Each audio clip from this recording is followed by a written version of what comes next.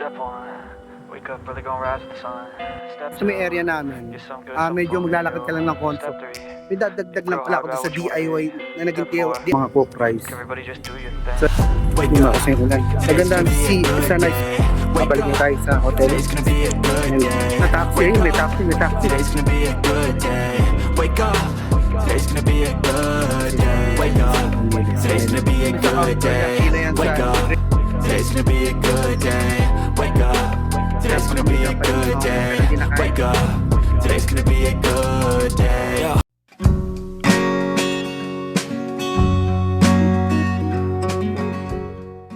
Sa mga detective solo vlogging na naman tayo, maglalakad na naman tayo mag-isa ngayon.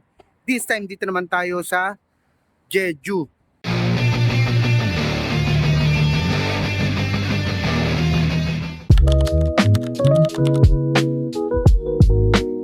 Hanap nga din pala ako ng bank. Kailangan ko mag-withdraw para bukas sa taxi namin.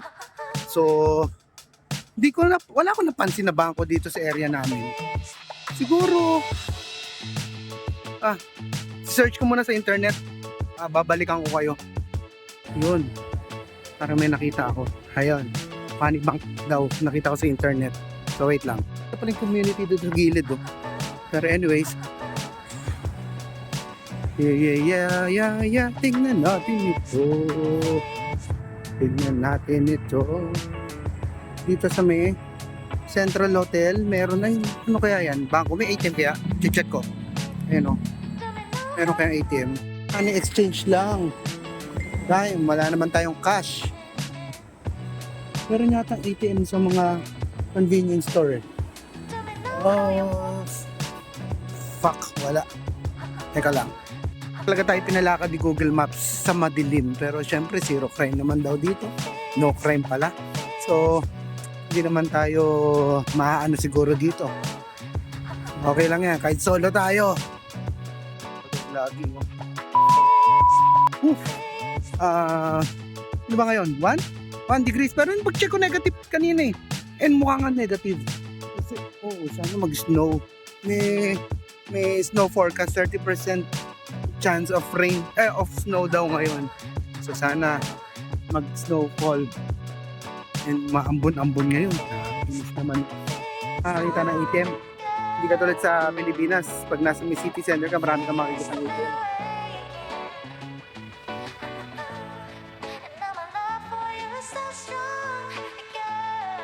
Wait lang. Sa may area namin, medyo maglalakad ka lang ng konti. Hanapin mo lang itong Lotte Mart. Dito sa may harapan, ayun yung entrance oh. Tapos, sa tapat niya, at pagtawid mo, ayan, meron siyang bangko dyan. So yun, try nating pumunta ng mall.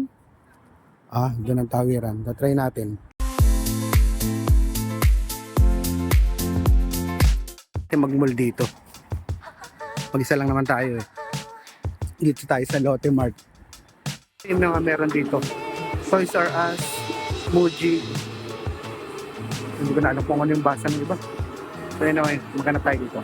Pag mall, umuulan, kailangan ko na bumalik. Maka-cut short yung aking pag-vlog ngayong last night namin sa Jeju. Nakakainis. Ayun lang.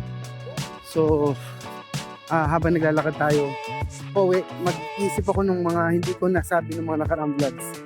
So, para at least meron tayong guide. Dagdag lang pala ako sa, diba? So, may dadagdag lang pala ako sa DIY na naging DIY trip namin kanina. Kapag yung ATM, yung gamit mo, yung Visa card, katulad ng GoTime, iisa lang maging charge siya mapamalapit o mapamalayo. So hindi ko alam kung parehas lang ba siya ng charge kung sa pagtimaan yung gamit mo. O pag yung timaan yung gamit mo, kung saan ka sumakay and saan ka bumaba, ganun lang isisingin sa'yo. Pero yung sa amin, fix kasi. Papakita ko ito yun, no? Parang 48 something. So ayan, ito yung screenshot. So para at least guided kayo. 12 lang yung bago kayo lumabas ng hotel o bago kayo lumabas ng kung anong establishment man kayo, hindi na kayo magsa-search dito sa lamig. I-plano nyo muna mabuti yung ano nyo, yung trip nyo. Kasi kung magpapalipat-lipat kayo na bus kasi nagkamali kayo, 50 pesos na 50 pesos din yun. Sayang, mapamalayo, mapamalapit. Alleyway dun sa likod ng mismong lagi namin dinadaanan sa Migrandayat. So sa likod ng may Grand Hyatt to, dito ako dadaan. Dito din ako kanina naghanap ng ATM. So explore natin para at least kung nandito kayo sa area, malalaman nyo kung anong meron dito. So ayan, GS25. So tawagin na lang to nating area na may Grand Hyatt. Malapit sa Grand Hyatt. So ayan, GS25. Ano pang meron dyan? Yung may GS25 na naman doon sa kabila. Oh. So wait lang tayo dito. Wait lang tayo. Oh, kahit magtatatakbo ka dito, ang lamig eh. Kasi umuulan nga oh. So immortal tayo dito. Ang dami nating layers eh. Compose Coffee. The rest kasi puro Korean characters eh. So pwede mo namang translate yan sa cellphone mo. Kung Android gamit mo, eh Google Translate. Hindi ko lang alam kapag Apple yung gamit mo, kung iPhone, di ba? Kung ganun din, paki-comment naman para at least alam ko. O meron din ditong puro Japanese yata to ah. Oo, Japanese to. Ay hindi, meron tteokbokki eh. Oh, sirloin cutlet to. Black pork tender cutlet. So ano pa rin to? Tag dito, Jeju orange black pork. So pwede namin kumain dito, wait lang. Check ko lang si Leslie. Malagpasan yung pagkakataon na nandito kami sa Jeju at makatingin kami ng black pork. So pagod kasi siya eh. So dire-diretso kami, 'di ba, Taiwan tapos Jeju. Tapos yun, last night namin ngayon ng Jeju, nandun siya ngayon sa hotel nagpapahinga. So ayun. So antayin natin, sana maging okay siya. Kasi gusto ko talaga matikman. And siguro sana ma-research niya doon kung ano yung menu nila. Ayoko pumasok doon, hindi naman ako bibili. Pero parang may gusto kasi siyang tikman eh. Parang ito yung magiging mangingibabaw eh. Kaso walang black pork dito. Kasi akong BHC chicken beer plate. So sikat daw yan dito eh. So ang dami niyang branches. So ito, PC Cafe. O tinan mo, ang dami coffee and dessert. Tapos tawid lang tayo. Ang dami pala dito eh. Jeju grilled black pork. Ayun. So iyayin ko nga siya lumabas. Siguro kapag pahinga, enough na siguro yung 2 hours na pahinga niya. So isang oras yata kung mag-isa. Ayun o, BHC. Ayan. And then about coffee oh, malaki din siya. So BHC. So tingnan ko kung nasang banda ba yung hotel namin. Mukhang dito na ako sa likod dadaan. Pwede pa lang bumalik sa hotel namin. Na napupupo ako. Promise na ng lamig ngayon. Sobrang lamig. Hotdog chicken. Yeah, Jeju chicken. May gochujang chicken din oh. Pero napupops na ako eh. Ay ito, nandito yung simbahan. Ito yung Italy oh. Nakita ko to. Stream beer. May simbahan dito. Puntahan namin. Ayun, may nakita ko cross dito. Nandito na yung hotel namin banda. Ayun oh. Wait lang, tawid lang tayo. Dito na yung hotel namin eh.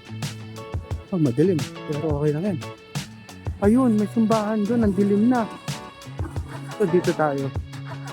Explore tayo dito. Yan. Wala tayong makikita dito kasi madilim. Kundi mukha ko na lang muna. Mag-tease kayo dyan. Hindi, okay naman. Sarap maglakad dito sa Jeju, promise. Yeah. So walang katakot-tao dito. Sigiling. Okay naman ako maglakad dito. Kahit may mga lasing dyan, wag lang may aso. So sana walang aso dito. Wala naman ako aso na napapansin na stray. So yun lang naman. Tapos ano to? Inuman place? Oh, isang tahimik na. Oh, ay may magyawang umiinom. Nice. Nice. Alam na mamaya. Gago! So ayan, dilim. Yan ang nilalakad ko. Solo flight. Okay na to, kahit may lasing, may makukulit. Diba? May nagtitrip. Hindi naman ako natatakot dyan. Natatakot ako sa aso. Huwag lang talaga aso. Sige na yung hotel namin. Baka nga dito na yun. Dim na Eskinita. Right turn. Teka lang. Parang lumagpas ata ako yun. Lumagpas nga ako ng kamote. Dapat pala left turn. So So, at least kaya nating mag-navigate ng walang Google Maps. Di ba? Pagbawas na tayo, bababa na naman tayo sa labas. Mag-iikot tayo kasi last night na nga natin dito. Sayang naman, di ba? So, waiting na tayo sa elevator. Mag-isa pa rin tayo lalabas. So, ganun pa rin. Umuulan pa rin. So, siguro tong last night ko, last vlog ko ngayong trip namin dito sa Jeju will be cut short dahil umuulan. Bili na lang ako ng coffee para bukas pag-isip. Sa convenience store. So, meron dito mga Coke price. So, yan ang price niya. 1 plus 1. Very good ah. So, kung meron kayong mga Korean fried chicken na binili sa labas, pwede kayong bumili ng Coke price. Ayan, mura lang. Mura lang sa standard dito. So, yan ibang makikita natin dito. So, may mga ice creams din. Andun yung mga prices. 1,500, 2,000. Yan, KitKat tsaka Oreo. Magkano? Kaya yun. Ano nakalagay eh. KitKat tsaka Oreo. Tapos may mga ganito. Para mga tinapay. Ayan. Tapos ito, 480. Ang bigat niya oh. Ma-microwave lang siguro ito. Rice meal siya. Tapos, ayan. Saka ito. Parang merong soup din. Yung mga prices niya. Ano ito mga to? Ito mukhang masarap to. Yan o. 6.5. 6.5 to. Tapos ito mga 4 goods. Yan o. Yung mga prices naman o. Nakikita nyo ba? Yan. Yung Starbucks din pala na ano dito. Ready to drink no. Ice cream, stout malamig. May mga beers. Siyempre yung mga kikita natin sa pangalan nito. Sa typical na convenience store. So ayan. May ATM din pala dito. Walang biya. Ano kaya makakabili ng pizza? Ito 1.7 3.4.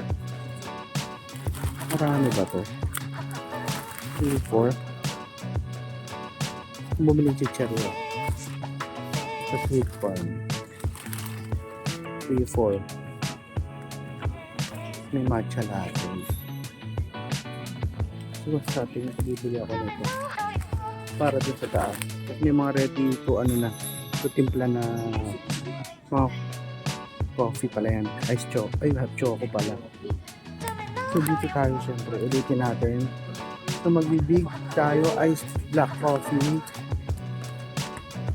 Maliit lang kasing caramel macchiato eh. Ito tayo iced black coffee tayo. So, kailangan natin yung big. Ano ko nalaglag? Nalaglag. Ito bang green? Hindi. Ito para siya dito. Big. So yun yung guide nyo. Magtutugma yan dyan. Ayan, sakto yan.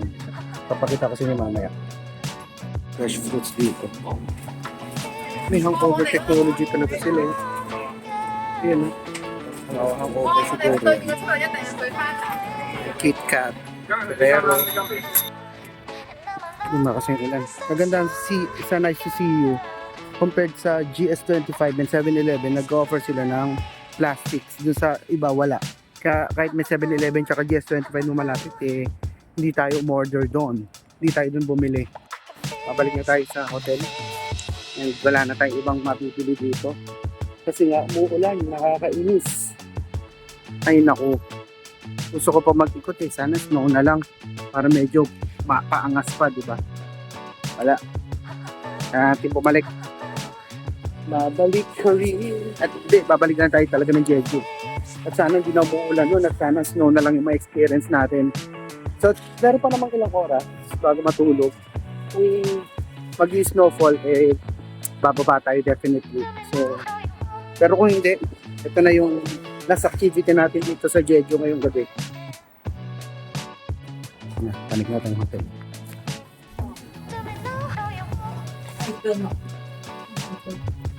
Early the next morning. So yan, isasalin mo siya dito. Yan, papakita ko. Yan, bukas na siya. Saktong-sakto yan. Dali lang. Ayun, ganito. Tingnan mo kung sakto. Alam ko kasi sakto to eh. Ginawa ko to kahapon.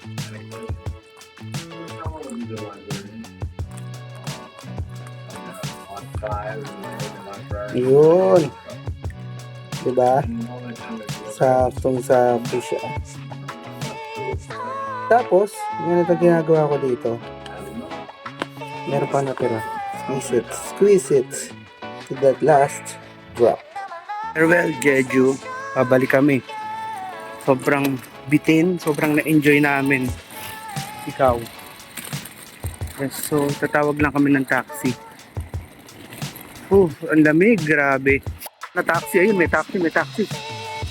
Yun, oh. Time check. Ano ngayon? Anong oras ngayon? 3 a.m. dito. Tama, 4 a.m. dito. Tapos 3 a.m. sa Pinas. So, grabe. Antok na antok pa ako. Yung temperature ngayon. Natin temp ngayon.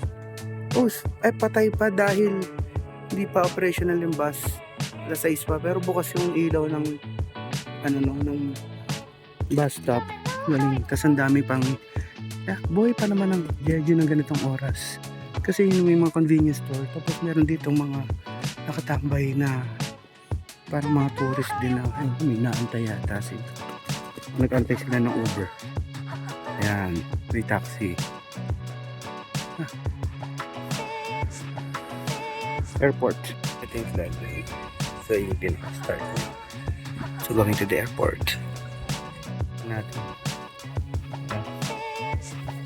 So, sobrang aga. Anong oras na, babe? Ayun, sarado. Pwede na pumasok pero sobrang dilim, wala pang mga sa counters. So ano ngayon? Mga 4:10, 4:15 a.m. Dito sa atin, -1 hour lang naman lagi. Pumasok. Oo nga, kasi sobrang lamig dito sa labas. Yun. Sana may self-check-in na yung Hong Kong Express. Ayun. International departures tayo doon.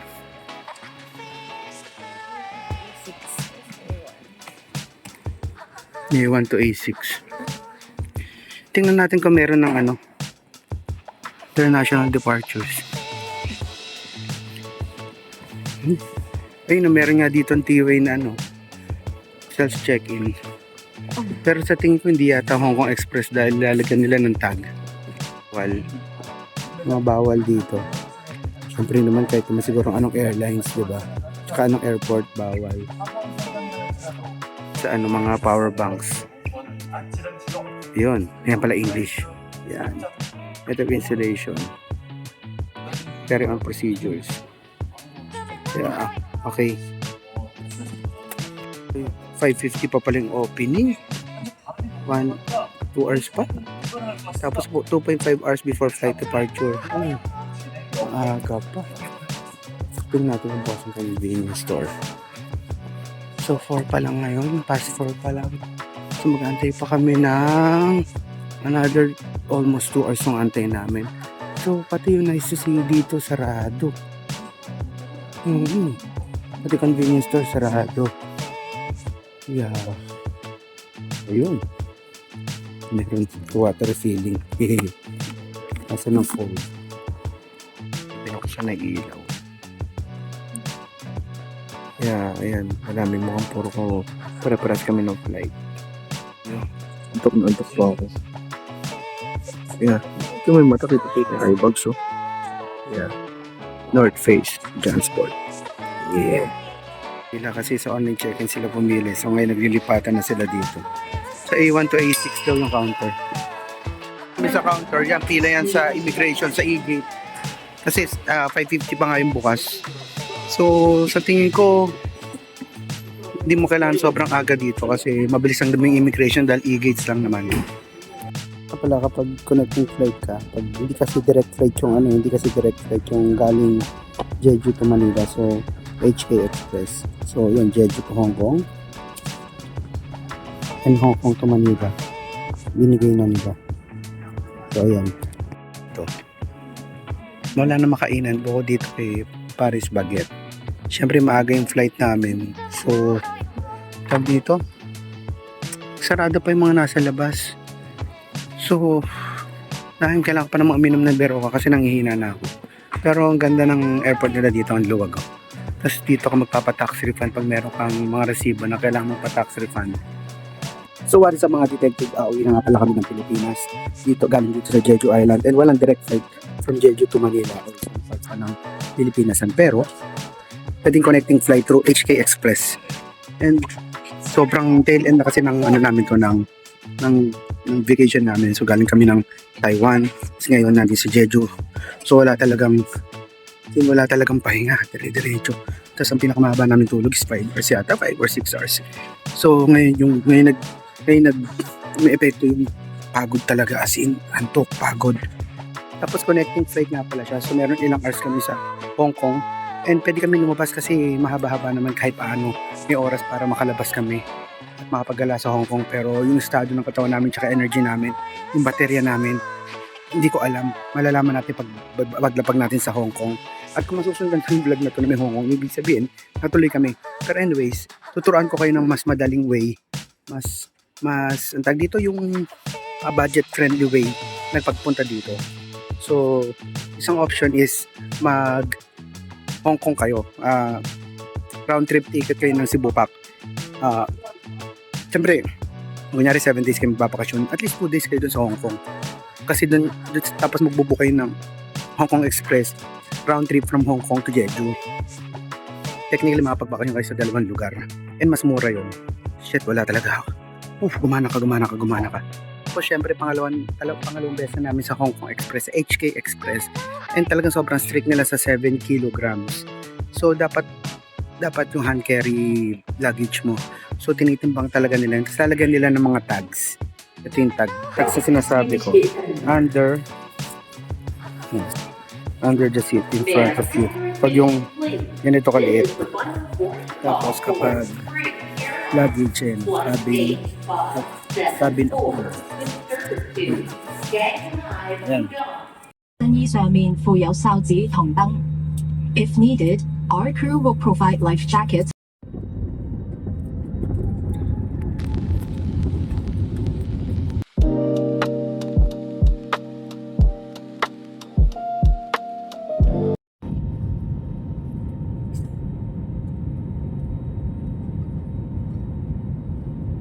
분께 감사 말씀드리며 저희 승무원들은 승객 여러분을 또다시 뵙기를 바라겠습니다. Paglabas nyo, immigration at transfers. Kung layover lang kayo, hindi na kayo lalabas, transfers agad. Tapos kapag lalabas pa kayo, immigration.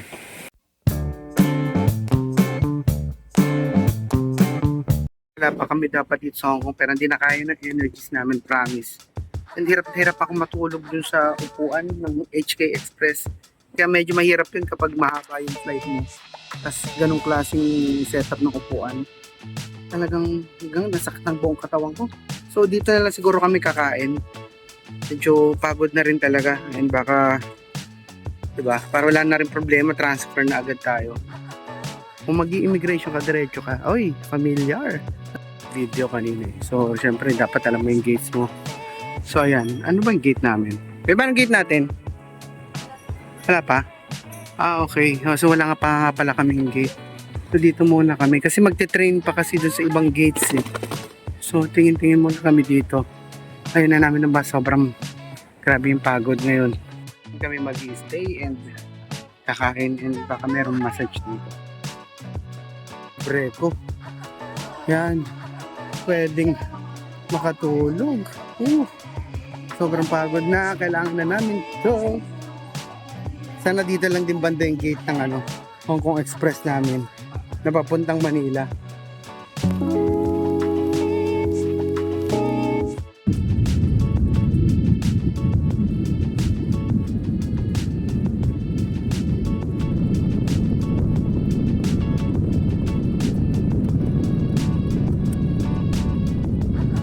Ayan.